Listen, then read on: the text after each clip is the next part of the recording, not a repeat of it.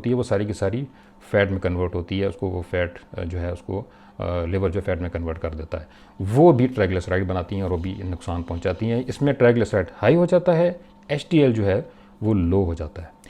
और अब आ जाता है मोटापा।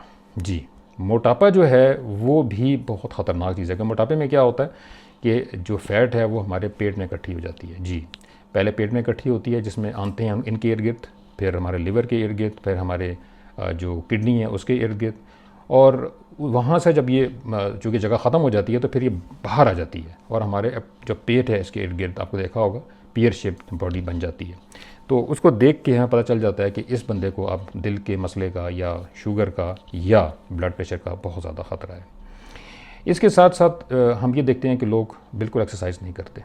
जब आप एक्सरसाइज नहीं करेंगे तो जिससे एनर्जी कंजम्पशन नहीं होती, तो जो एक्स्ट्रा एनर्जी या कैलोरीज हैं वो सारी की सारी फ़ैट में कन्वर्ट हो जाती हैं और उससे ट्राइग्लिसराइड लेवल बढ़ जाता है। ट्राइग्लिसराइड में क्या होता है, फ़ैट प्लस शुगर, कोलेस्ट्रॉल का एक मॉलिक्यूल होता है और 3 जो हैं वो फैटी एसिड्स होते हैं, तो इसको हम ट्राइग्लिसराइड कहते हैं।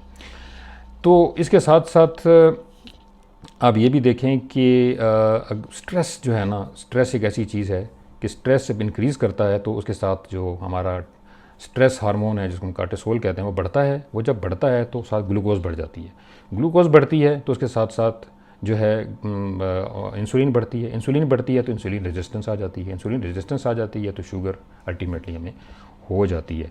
इस तरीके से अनकंट्रोल्ड डायबिटीज़ भी इसकी एक कॉज है। अगर आपकी डायबिटीज़ कंट्रोल में नहीं है तो आपका ट्राइग्लिसराइड लेवल नेचुरली हाई हो जाएगा।